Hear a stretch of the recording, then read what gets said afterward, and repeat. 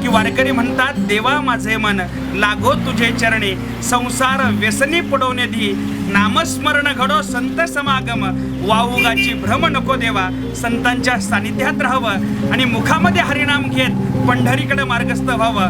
कदाचित हा अनुभव आपल्या सुद्धा वाटेला यावा एवढीच इच्छा.